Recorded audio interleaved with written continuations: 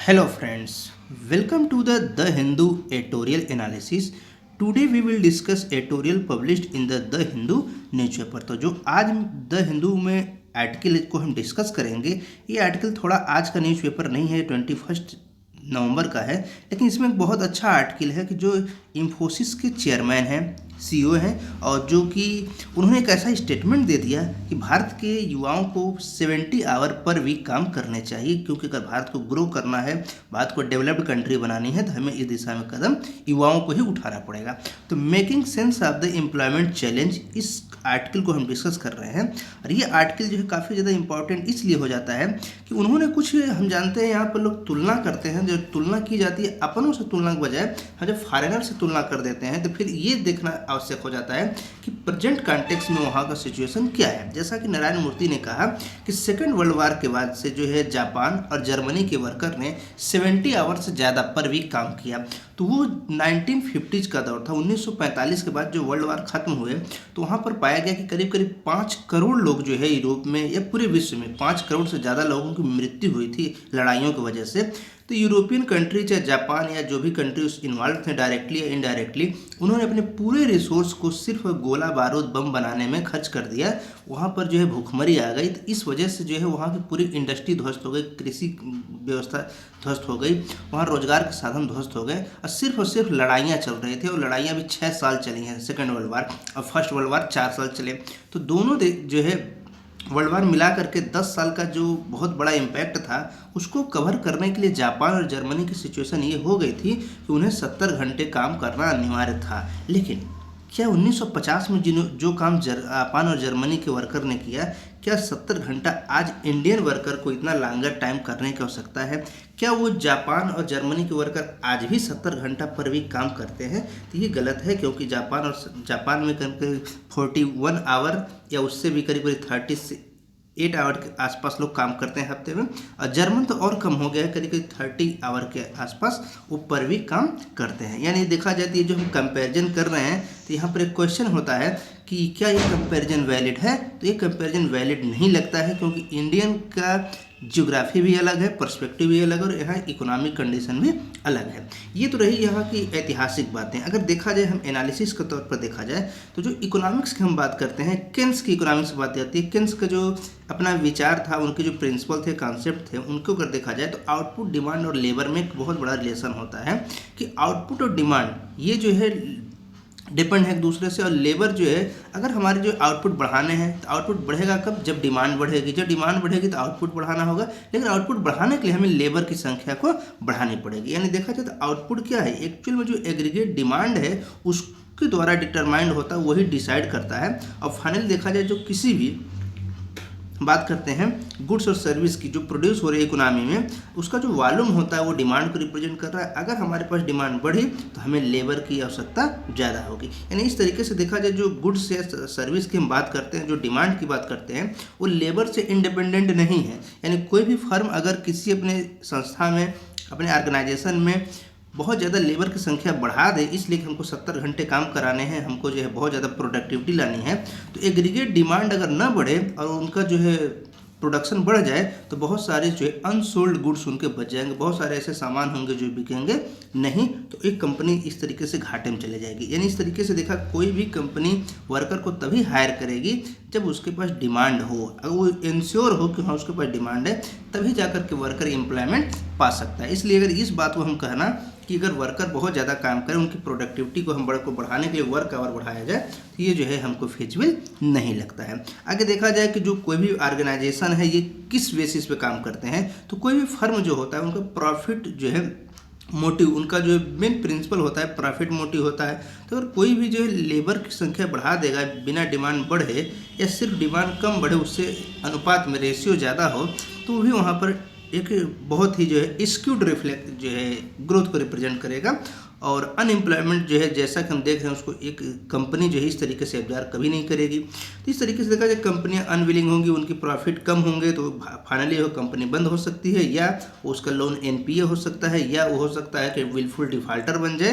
तो ओवरऑल रूप से हमारी जो इकोनॉमी की हम बात कर रहे हैं ग्रो करेगी, वो इकोनॉमी हमारी जो है ध्वस्त ही हो जाएगी। इसके अलावा हम देखते हैं कि जब लेबर जो मार्केट है ये डिमांड के ऊपर डिपेंड है।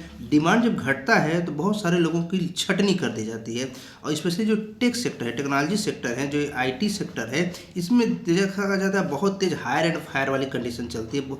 जब अचानक डिमांड बढ़ जाती है तो लोग क्या करते हैं, बहुत ज़्यादा वर्कर को हायर कर लेते हैं, लेकिन जैसे वो डिमांड खत्म हो जाती है वो फायर कर देते हैं। जैसा कि इसको देखा गया, एग्जाम्पल देखा जाए तो गूगल और अमेजन, ये जो कंपनियां हैं, जब कोविड का पेंडेमिक चल रहा था और उस समय ज़्यादातर चीज़ें वर्क फ्रॉम होम चलने लगी, बहुत सारे लोग जो है ऑटोमेटिक जो है, जो लोग घर में बैठे हुए बोर हो रहे थे, वो लोग मोबाइल इंटरनेट का प्रयोग करने लगे ज़्यादा से ज़्यादा।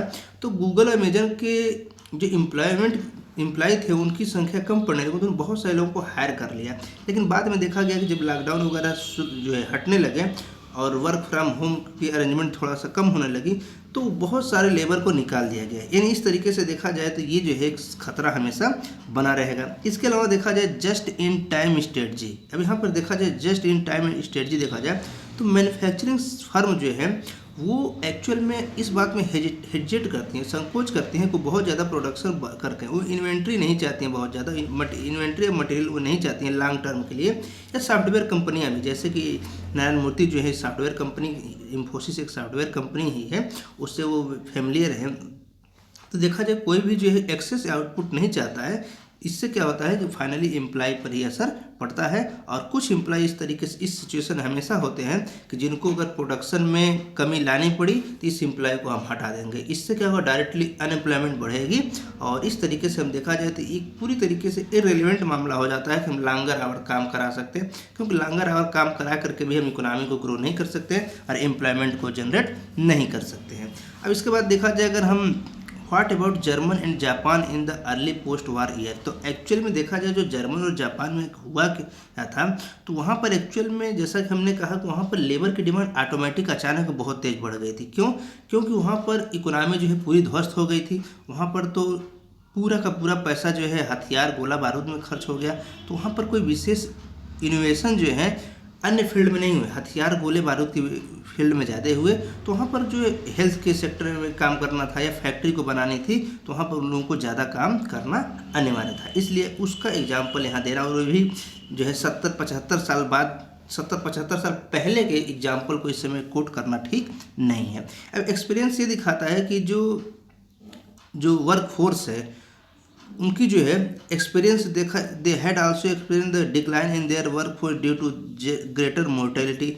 अभी भी देखा गया है कि जो है उस समय बहुत सारे लोग की मृत्यु हो गई थी, तो जो लोग बचे हुए थे वर्ल्ड वार के बाद, तो लोग बचे हुए थे तो उनको भी तो आगे काम करना था। बहुत सारे जगहों पर जो फैक्ट्रियाँ ध्वस्त हो गई, तो नए तरीके से फैक्ट्री बनानी भी थी, इसलिए वर्कर वहाँ पर ज़्यादा लगे। इसलिए हम जो है अगर हम प्रोडक्शन को देखा जाए तो यहाँ प्रोडक्शन वाले मामले से ही पूरा कहानी फिट नहीं बैठता है। अब आगे देखा जाए तो हम उस समय जानते हैं 1945 में जर्मन में इस तरीके से सिचुएशन आ गई कि वहाँ वेस्ट जर्मन और ईस्ट जर्मन नाम से दो कंट्री ही बन गए, और फिर उन्होंने बहुत सारे प्लान वगैरह के बाद में हम जानते हैं 1990 में जा करके जर्मन फिर से एकीकृत हो गया है और फिर अब एक नया जर्मन देश बन गया है। इस तरीके से हमें वो कंपैरिजन ठीक नहीं लगता है। आगे देखा जाए जो फैक्ट्स की बात करते हैं, तो हम अगर असेसमेंट करते हैं तो हमें यही पाते हैं कि जो वर्ल्ड बैंक है, जो वेस्टर्न वर्ल्ड बैंक है, जिस पर जो है वेस्टर्न गवर्नमेंट का एक्चुअली देखा जाए तो कंट्रोल है, वो भी ऐसा कभी नहीं कहता है कि जो है हमें बहुत ज़्यादा काम करने की ज़रूरत है। एक वर्कर के एक्सप्लॉयटेशन की बात वो लोग करते हैं कि वर्कर का एक्सप्लॉयटेशन नहीं होना चाहिए। अब 70 आवर मतलब 12 घंटे पर डे कोई वर्कर काम करेगा तो उसका एक्सप्लॉयटेशन होना तय है। आगे अगर हम देखें the case of south Korea, चूँकि जो है यहाँ पर जापान और जर्मन की बात की गई, लेकिन ये सिचुएशन साउथ कोरिया की भी थी।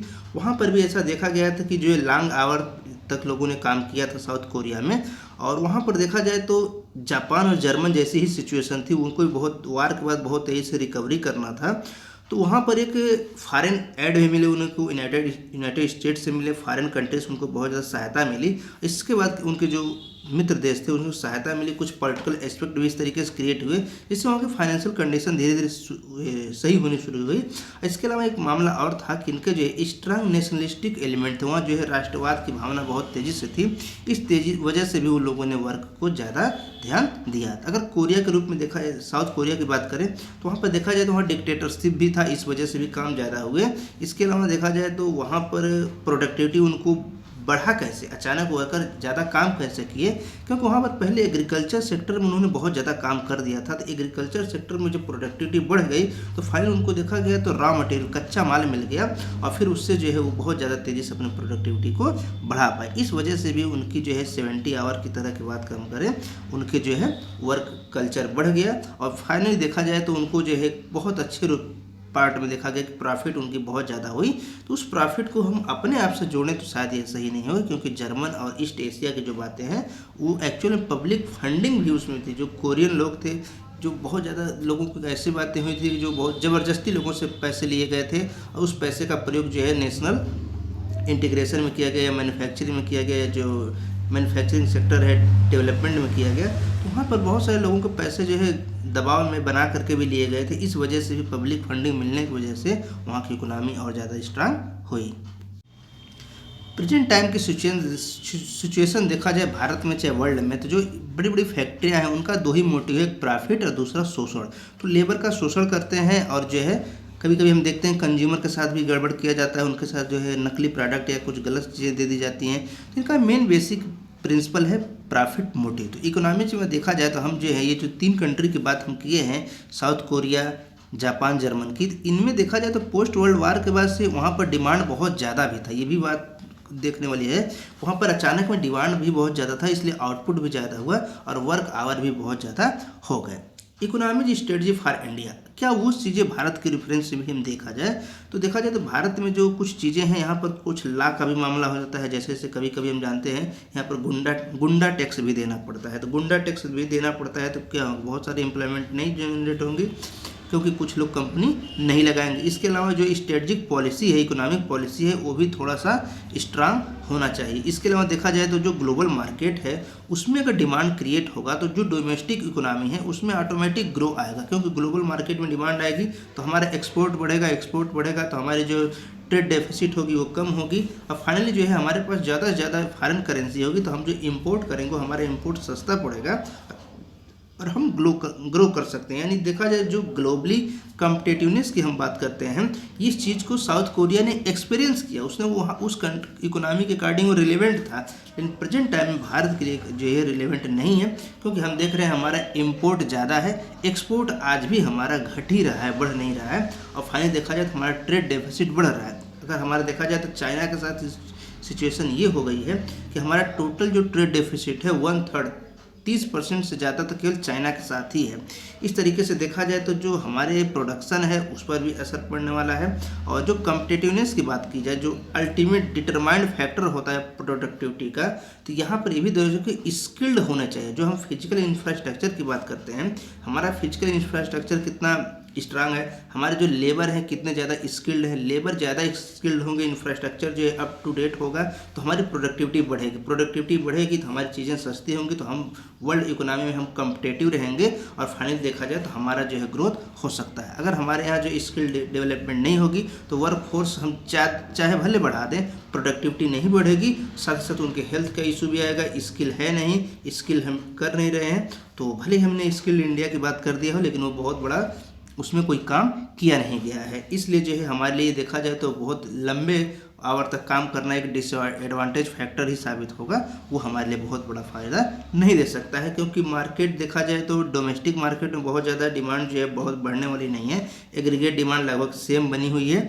और इकोनॉमी को राइज करने के लिए देखा जाए तो जो हम फूड और नॉन एग्रीकल्चर गुड्स हैं उनकी जो है प्रोडक्शन को बढ़ाना होगा, उन्हें बढ़ाया जाए तभी जाकर के हम कुछ काम कर सकते हैं। और जो रियल इनकम है एक्चुअल में देखा जाए, जो हम बात करते हैं एग्रीकल्चर सेक्टर की, इस पर कोई विशेष ध्यान अभी भी नहीं दिया जाता, उनकी प्रोडक्टिविटी लो है। और जब हमारे देश में जो है आज भी 80% से ज़्यादा पॉपुलेशन कृषि पर निर्भर है और उनके हाउस होल्ड जो इनकम कम है, मेजॉरिटी ऑफ पर्सन की इनकम कम है, तो एक्चुअल में देखा जाए तो वो रियल इनकम कम है तो एक्सपेंड कम करेंगे, तो जो हमारे सर्विस सेक्टर पर या नॉन एग्रीकल्चर गुड्स के जो नीड है उस पर असर ज़्यादा नहीं पड़ेगा, तो हमारा बहुत ज़्यादा जो है प्रोडक्शन को हम बढ़ाना हमारे जो है पॉसिबल संभव हो नहीं पाएगा। इसलिए कंक्लूजन के रूप में देखा जाए तो ऐसा दिखता है कि उन्होंने भले मेंशन नहीं किया है नारायण मूर्ति ने, लेकिन उनका मेन मानना है कि ये जो है फार्मल सेक्टर में 70 आवर का जो है कॉन्सेप्ट है उसमें लाया जा सकता है, लेकिन इनफॉर्मल सेक्टर में जो एग्रीकल्चर सेक्टर है इसमें हम ला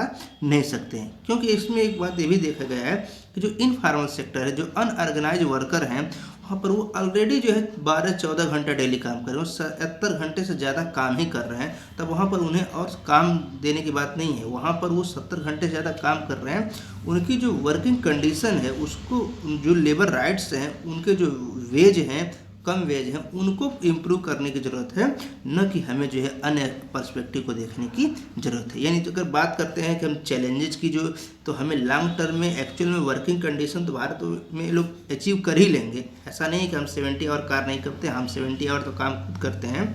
तो एक हायर वेज की बात होनी चाहिए। अगर कोई व्यक्ति 70 घंटा काम कर रहा था, क्या उसको 70,000 पर मंथ सैलरी मिलेगी कि नहीं मिलेगी, उसके ऊपर फिजिकल बर्डन कितना होगा, उसको फिर रेस्ट कितना मिल रहा है, उसको सैलरी कितनी, उसके हेल्थ स्टेटस क्या है, ये चीज़ें ध्यान देना अति आवश्यक है। नेक्स्ट आर्टिकल है a fact check unit that is unconstitutional. हम जानते हैं कुछ जो है जब इलेक्शन जब आता है तो गवर्नमेंट जो है ज़्यादा एक्टिव हो जाती है, डिफेंसिव मोड में आ जाते हैं।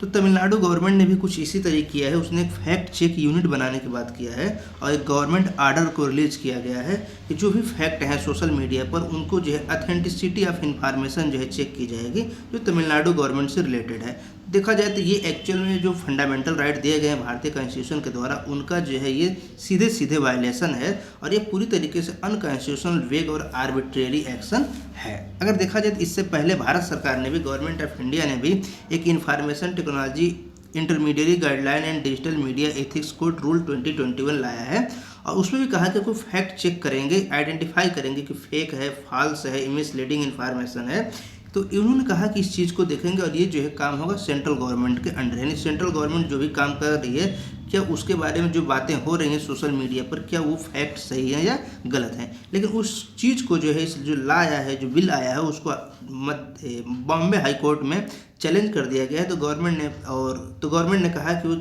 जो फैसले का इंतजार करेंगे, फैसला हो सकता है दिसंबर महीने में आ जाए।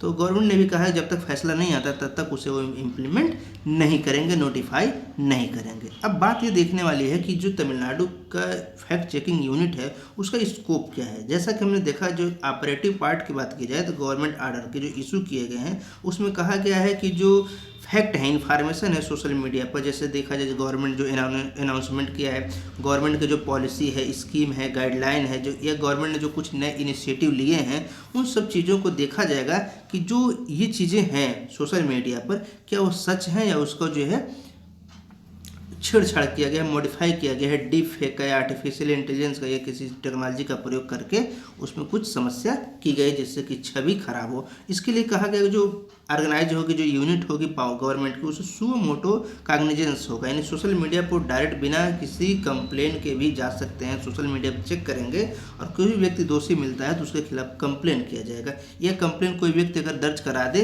तो किसी व्यक्ति द्वारा दर्ज कराए गए कंप्लेन को भी एक्सेप्ट किया जाएगा। इस तरीके से देखा जाए तो उनका कहना है कि जो फैक्ट दिखेगा सोशल मीडिया पर उसको जो है गवर्नमेंट की जो सोर्सेज हैं, जो गवर्नमेंट की वेबसाइट है या मिनिस्ट्रीज की वेबसाइट है, प्रेस रिलीज है, गवर्नमेंट का जो सोशल मीडिया अकाउंट है, उससे वो जा करके चेक करेंगे और फिर वहाँ पर जो है उसको जो है जो भी उनको इन्फॉर्मेशन मिलेगी उसको दो पार्ट में स्प्लिट किया जाएगा कि क्या इस पर एक्शन लिया जाना चाहिए, एक पार्ट होगा, दूसरा क्या इस पर एक्शन नहीं लिया जाए। तो एक्शनेबल और नॉन एक्शनेबल दो पार्ट में कंप्लेंट को दर्ज किया जाएगा और फिर उसकी जो एक अथॉरिटी होगी जो कि चीज़ों को लीगल एक्शन लेगी और वेरीफाई करेंगे इन्फॉर्मेशन को। इस तरीके से देखा जाए तो फैक्ट चेकिंग जो एक्चुअल में यूनिट है वो क्रिएटिव कंटेंट को जो बात करते हैं, हम क्रिएटिव कंटेंट की बात करते हैं एक सोशल मीडिया प्लेटफार्म पर, तो वहाँ पर एक जो है थोड़ी समस्या क्रिएट कर सकता है, थोड़ा अवेयरनेस में हो सकती है कमी आ जाए लोगों को, या लोग अवेयर इसके ज़्यादा चक्कर में, अवेयर होने के चक्कर में अपनी क्रिएटिविटी को भूल जाए। ये violation of the settled principle. अब सेटल्ड प्रिंसिपल की बात देखी जाए तो जो गवर्नमेंट आर्डर है ये वायलेट करता है। कैसे?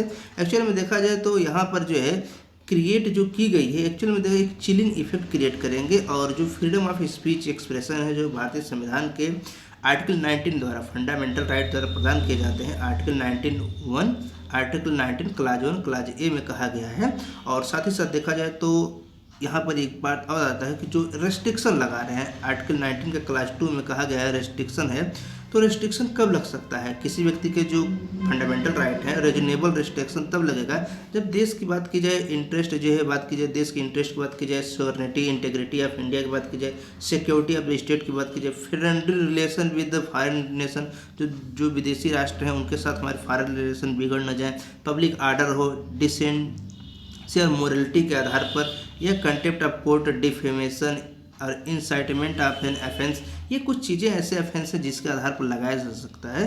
तो यानी देखा जाए तो सिर्फ जो है पब्लिक इंटरेस्ट में या गवर्नमेंट के इंटरेस्ट में ही लगाना है वो पूरी तरीके से गलत होगा। यानी जो रिस्ट्रिक्शन की हम बात कर रहे हैं तो ये सुप्रीम कोर्ट ने भी कहा है कि इसको जो है ये काफ़ी ज़्यादा इंपॉर्टेंट है, इसको हमें जो है ध्यान से देखना चाहिए। और ये एक्चुअल में एक लेजिस्लेटिव प्रोसेस है, यानी कोई भी जगह गवर्नमेंट लाए कि इस तरीके का बिल तो एग्जीक्यूटिव आर्डर के माध्यम से नहीं आ सकता, उसको पहले एक बिल पेश करना होगा पार्लियामेंट में या स्टेट असेंबली में, फिर वहाँ पर लेजिस्लेचर जो है उस पर डिस्कस करेंगे, वोटिंग करेंगे, तो फाइनली जो है लेजिस्लेशन की प्रक्रिया द्वारा इसे आना चाहिए। और ये सिंपल एक फ्रीडम ऑफ स्पीच पर रिस्ट्रिक्शन नहीं हो सकता है, और क्योंकि उसमें कहा गया है कि आर्टिकल 19 क्लास 2 जो कहता है, हम जिसको रीजनेबल रिस्ट्रिक्शन कह रहे हैं ये freedom of speech and expression पर, तो public interest is not a ground under article 19 class 2। तो जो आर्टिकल 19 क्लास 2 कहता है उसमें पब्लिक इंटरेस्ट नहीं है, उसमें अन्य फैक्टर को रखा गया है जैसे integrity, sovereignty, security, friendly relation, public order, dysentery, morality, international relation, contempt, defamation,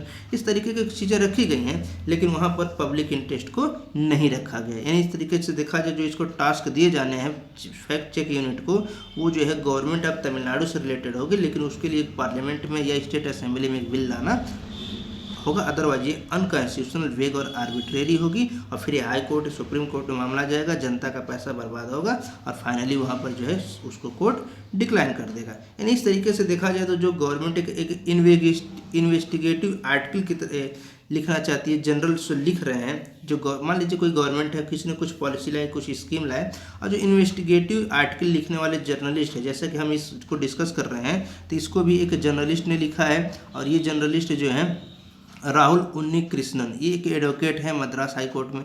अब अगर इस तरीके से कोई जर्नलिस्ट जो है लिखना चाहे, कोई एडवोकेट या कोई भी सिंपल स्टूडेंट या प्रोफेसर वगैरह कुछ लिखना चाहें, तो क्या उनके लिए संभव होगा कि इस तरीके कोई आर्टिकल लिख पाए? तो हो सकता है कि उनके लिए कुछ समस्या क्रिएट कर दिया जाए, इसलिए ये जो है चीज़ें संभव हो नहीं पाएंगी। इसके अलावा देखा जाए तो ये पूरी तरीके से एम्बिग्यूटी है, और ये जो है इफेक्टिव इन्फॉर्मेशन जो हम बात करते हैं पब्लिक तक पहुंचनी चाहिए, उसको पहुंचाने में भी एक समस्या क्रिएट कर सकता है। फाइनली देखा जाए तो इसकी संभावना कम है कि सरकार अगर लाती है तो ये जो है डेमोक्रेटिक प्रिंसिपल के खिलाफ है, इसे सरकार ये बिल लाती है तो भी वो फेल होने वाला है, क्योंकि इलीगल देखा जाएगा, इलीगैलिटी इसकी नहीं होगी। इसके अलावा देखा जाए तो एक समस्या आने वाली है क्या, जैसे जो आथर हैं, जो पोस्ट कर रहे हैं, जो जर्नलिस्ट हैं, रिसर्चर हैं, कॉमेडियन, सबसे बड़ी समस्या आ जाएगी कॉमेडियन के ऊपर। कॉमेडियन तो हंसी मजाक के लिए काम करता है, तो कॉमेडियन के ऊपर जो है केस हो जाएगा, सतारिस्ट के ऊपर केस हो जाएगा, या जो पॉलिटिकल पार्टियां हैं, अपोजिशन पॉलिटिकल पार्टियां, उनके खिलाफ भी एक्शन ले लिया जाएगा, क्योंकि उन्होंने गवर्नमेंट की पॉलिसी को गलत तरीके से पेश किया है। तो इस तरीके से देखा जाए जो इन्फॉर्मेशन की हम बात कर रहे हैं तमिलनाडु गवर्नमेंट की ऑथेंटिसिटी की, ये एग्जीक्यूटिव आर्डर की तरह है, और वो जो है फाइनली होने वाला संभव नहीं है। A challenge that all democracies face, अगर देखा जाए तो इस तरीके के जो पैराग्राफ हम करते हैं, इंट्रोड्यूस किया जा रहा है, गवर्नमेंट आर्डर आ रहे हैं, जिसमें जो वो बात कर रहे हैं सोशल मीडिया के इमरजेंस की बात की जाए तो पहले ऐसा था ही नहीं।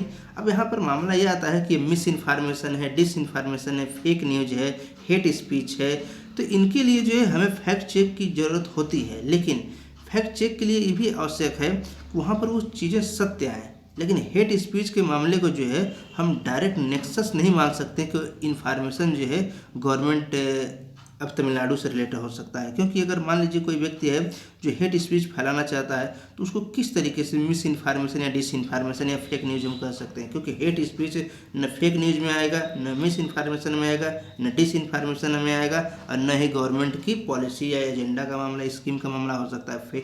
जो हेट स्पीच है वो तो जो है डायरेक्टली कोई पॉलिटिकल पार्टी का नेता होता है वो ऑटोमेटिक ऐसे स्टेटमेंट देता है जो कि पूरी तरीके से अलग ही मामला होता है, तो misinformation, disinformation, fake news के अंदर में वो नहीं आ सकता है। इस तरह देखा जाए तो ऐसी चीज़ें देखने को मिली हैं, जैसे 2016 का जो यूनाइटेड स्टेट का प्रेसिडेंशियल इलेक्शन था, या ब्रेग्जिट रेफरेंडम था, या कोलंबिया का रेफरेंडम 2016 का था। इस तरीके की चीज़ें देखने को मिली हैं। अगर इस तरीके से सिचुएशन फिर भारत में होने लगेंगी तो जो पॉलिटिशियन है, टीवी एंकर है, उनको जो है यहाँ पर ये मामला होने लगा कि जो टीवी एंकर है, जो पॉलिटिशियन जाकर के टीवी पर डिबेट कर रहे हैं, तो क्या वो मिस इन्फॉर्मेशन कुछ ऐसा बोल दिए तो क्या उसको गवर्नमेंट चेक करेगी? कोई मिस इन्फॉर्मेशन है, डिस इन्फॉर्मेशन है, फेक न्यूज है, हेट स्पीच है, सरकार कैसे इसे कैटेगराइज करेगी? तो इस तरीके से देखा जाए जो गवर्नमेंट आर्डर इशू किए गए गवर्नमेंट ऑफ तमिलनाडु के तरह से, तो मिस इन्फॉर्मेशन, डिस इन्फॉर्मेशन और फेक न्यूज़ पर एक्चुअल में किसी तरह कर्व नहीं लगा सकते हैं, कोई जो है उसको रोकथाम नहीं कर सकते हैं। इसलिए हमें एक ब्रॉडर पर्सपेक्टिव में जाना चाहिए, एक स्टेक होल्डर जो है उनसे हमें कंसल्ट करने की ज़रूरत है। और देखा जाए तो जो फेसबुक है, चाहे जो ट्विटर जिसको इसमें एक्स के नाम से कहा गया है, गूगल है, इन सब की भी हमें हेल्प लेनी चाहिए और हमें ब्रॉडर पर्सपेक्टिव में देखना चाहिए। हमें यूरोप के हम सब चीज़ें इंपोर्ट कर रहे हैं, एक्सेप्ट कर रहे हैं, तो यूरोपियन कमीशन ने भी कुछ ऐसे कोड बनाए हैं, उन्हें भी हमें देखना चाहिए, क्योंकि यूरोपियन कमीशन ने जो code of practice on disinformation बनाए हैं वो 26 सितंबर 2018 से एक्टिव हैं। तो उसको भी हमें कंसल्टेटिव प्रोसेस से आगे बढ़ना चाहिए, तभी जाकर के हम एक इंडिपेंडेंट फैक्ट चेक एक जो है नेटवर्क बना सकते हैं, जो कि मीडिया की एक्चुअल में लिटरेसी को प्रमोट करे और साथ ही साथ जो है एक कुछ ऐसा मिरेकल या जादू करने वाली बात को नहीं सोचना चाहिए कि अचानक कोई जादू हो जाएगी। जो फैक्ट हमारे समाज को, सोसाइटी को हार्म पहुंचा रहे हैं, नुकसान पहुंचा रहे हैं, वो हार्मफुल इफेक्ट ऑटोमेटिक गायब हो जाएंगे हमारी सिर्फ फैक्ट चेक यूनिट बन जाने से, या फैक्ट चेक जो कुछ डिवाइसेस इस्टेब्लिश कर लेने से। ऐसा संभव नहीं है। जैसा कि हमने देखा कि दिल्ली में वहाँ के मुख्यमंत्री ने ऑक्सीजन के लिए प्लांट लगाया कि जो है वहाँ पर ऑक्सीजन के टावर लगाए गए, लेकिन फाइनली पाया गया कि वो ऑक्सीजन टावर अभी भी प्रॉपर रूप से चलता नहीं है, वो कभी कभी चलता है। दूसरी बात है कि वहाँ पर जो है वो उसकी इफ़िशियंसी इतनी कम है कि करीब करीब 33-35% के लिए इफ़िशियंसी है। मतलब बात कर रहे हैं कि हम जो है 100 लीटर जो है ऑक्सीजन पर सेकंड रिलीज करेंगे, हो रहा है कितना, मात्र 30 लीटर। तो उसकी इफ़िशियंसी बहुत कम है, एनर्जी बहुत ज़्यादा कंजप्शन हो रही है और बहुत ज़्यादा जो इफेक्टिव नहीं है। उसी तरीके से अगर इस तरीके की पॉलिसी आती है तो शायद इफेक्टिव न हो। तो ये था आर्टिकल। अगर आप चैनल पर नए हैं तो चैनल को सब्सक्राइब जरूर करें। So thanks for the watching the video. जय हिंद, जय भारत।